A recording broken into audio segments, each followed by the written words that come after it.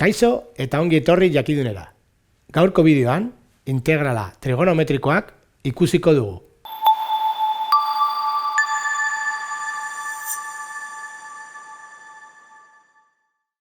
Integrala trigonometrikoak dira seno koseno agertzen direnak, baina berretzaileekin, bat baino handiago.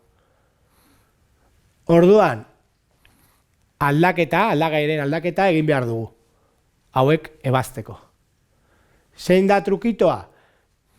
T berdin zeno aldatu behar dugu, M zenoren berretzailea bikoitia denean. Edo kosenorekin aldatu, kosenoren berretzailea bikoitia denean. Gero ez ahaztu, oinarrizko erlazioa, trigonometriaren oinarrizko erlazioa. Seno berbi gehi koseno berbi berdin bat. Erabiliko dugu gero aldatzeko.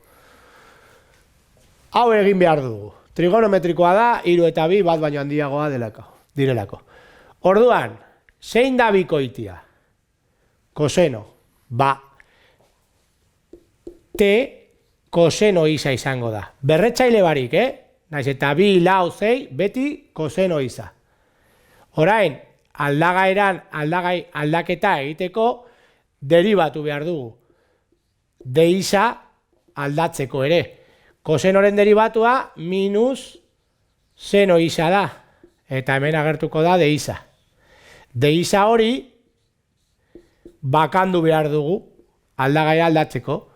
Bueno, minus seno isa pasatuko da zatitzen.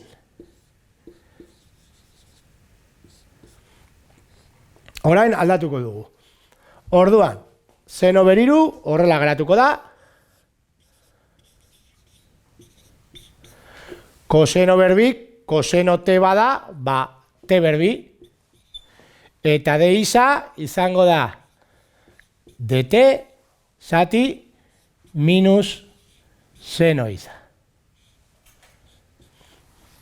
Orain, seno beriru minus seno isa dagoenez, 3 eta 1, orduan hemen geratuko da seno berbi. 1 simplifika dezakegu.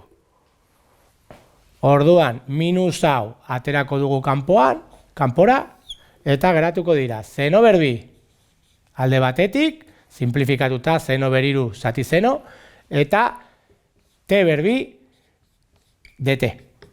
Orain, seno berbi kosenoren menpe jartzeko erabiliko dugu formula hau. Hemen bakantzen badugu seno berbi, geratzen da bat ken koseno berbi. Eta koseno T denez, izango da bat ken T berbi. Orduan, senoren ordez, ez ahaztu minus hau, seno berbi kokatuko dugu bat ken T berbi, bider T berbi, dt. Eta orain ja polinomiko bat daukagu. Biderkatuko dugu, T berbi minus T berbi berbi lau, ez ahaztu parentesia gehiketak eta kenketa badaude, eta ez ahaztu minus hau, orain ja T berbi bada F ala N gehi bat zati N gehi bat. Hau da, T beriru zati iru. Eta hemen, edo parentesia jarri, edo minus minus plus, T berbost, zati bost. N gehi bat, zati N gehi bat.